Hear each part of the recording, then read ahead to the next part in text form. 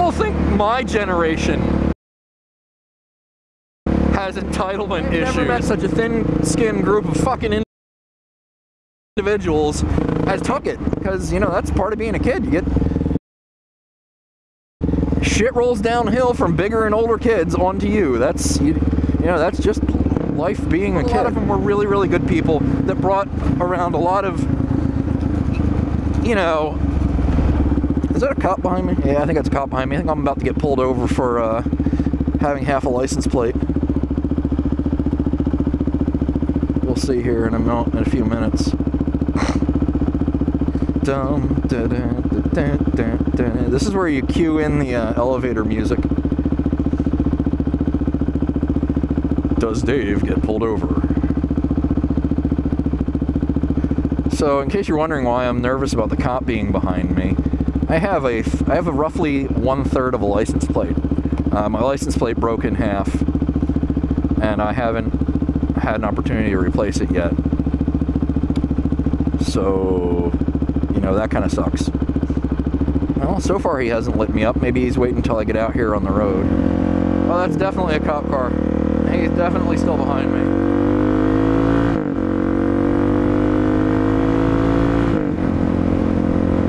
Let's get up here and we'll take a right on this road here. Oh yeah.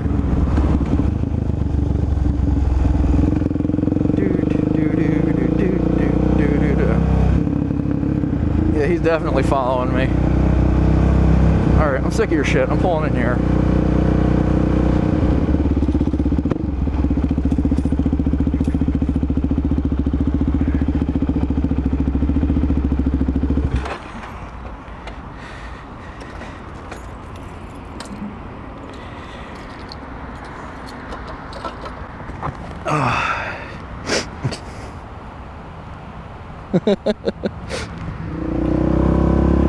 Okay, so that was really, really strange.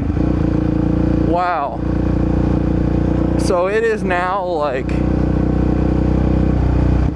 I'm not sure what time. I don't know if I'll be able to read the clock in here, but it seems to be like maybe 45 minutes or so after that cop was behind me at this intersection up here. That was the strangest experience and sort of freaking creepy. So I noticed the cop behind me up here, and I thought he was a cop that was tailing me because I seemed to have remembered seeing him going a different direction. And then all of a sudden he's behind me. So I turned down this road. For what? Turned down for what? Nothing?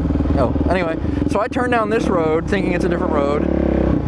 And it's like this residential ass neighborhood, and I just kind of cruised through it. And I'm hand signaling and coming to a complete stop everywhere, and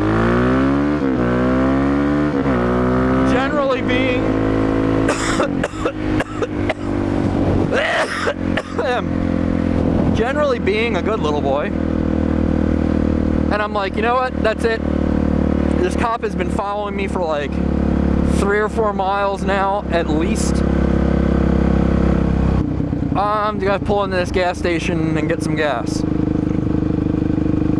Which was a whole thing, because when I opened my gas tank, I stop at the gas pump, and I take my helmet off, and I turn around, look at the cop, and I wave to him.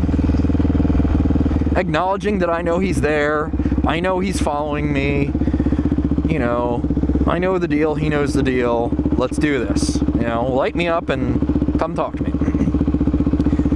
Nothing happens for a minute, so I'm like, alright.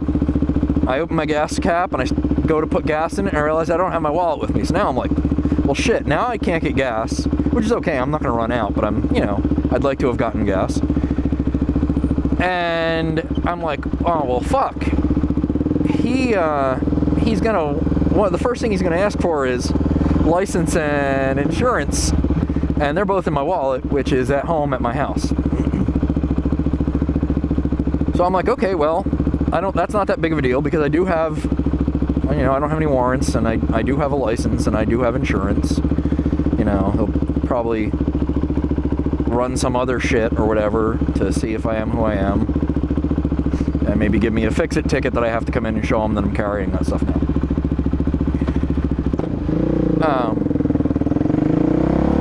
And he doesn't light me up. So I'm like, well, what the fuck?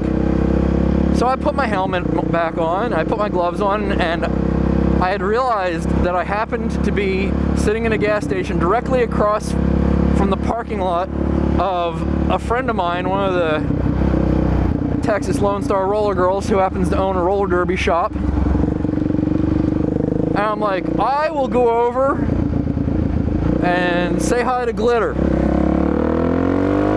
I'm like, I'll go hang out in her shop and see what happens. So I expect to get lit up the second I roll off the gas station property, and I don't. I roll over in the parking lot of Glitter's shop, and I go into her shop, and she's like, what the fuck, dude? This is the second time. So this is the second time I've run into her shop to get away from cops. So I'm hanging out in there, and it's like 10 minutes. And he's just sitting in the parking lot, and he's sitting in the driveway of the parking lot, like kind of blocking the driveway.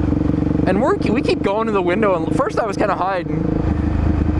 And we keep going to the window and looking out at him, and going in the window and looking out at him, and nothing's happening. He's just sitting there, he's on his phone. And finally I'm like, well, he was probably following me because I only have half a license plate. And I was like, well, I do have the other half of my license plate in my airbox. You know, it's broken in half and janky, but I have it in my airbox just for that kind of situation, just in case I got pulled over. All right, it seems to be holding. That way I could say, hey, you know, it broke and I have it here and I just haven't got a chance to go get a new one. So I'm like, okay. Glitter's like, I got Gorilla Tape. You go out there, and I'm like, okay, we can do this. I go out and I get my license plate, I bring it in, I clean the back off as well as I can with some paper towels, and I take her Gorilla Tape outside, and I put a piece of cardboard to kind of bridge the gap behind the plate, and I duct tape my license plate back together. So this duct tape plate being held together with cardboard and Gorilla Tape, which, by the way, holy shit, if you've never used Gorilla Tape, throw away all your duct tape and go buy Gorilla Tape. That's some badass tape. So far, it seems to be really, really, really strong and really sticky. Now I've used tapes before that were really strong and really sticky, and then they, you know, kind of gave up ghost and fell off after, you know, the first sign of any kind of pressure on them. So we'll see. But you know, so I tape my license plate back together and I come back in the shop. About 3 minutes later, he puts his car in gear, drives the exit of the parking lot, pulls out of the parking lot, peeling rubber up the road. The only thing I can think of is that he must have been so fucking pissed that he didn't get to pull me over. He must have been so fucking pissed that he didn't get to pull me over, which he could have pulled me over. I don't know why he didn't pull me over. He was totally within his rights to pull me over the second he got behind me. I was gonna just walk up to the window and be like, so, how's it going? You know, are we gonna do this? But I was like, well, there's a chance we're not gonna do this. And if I walk up to the window and I'm like, are we gonna do this? Then we're definitely gonna do this. So, that was trippy, man. That was definitely trippy.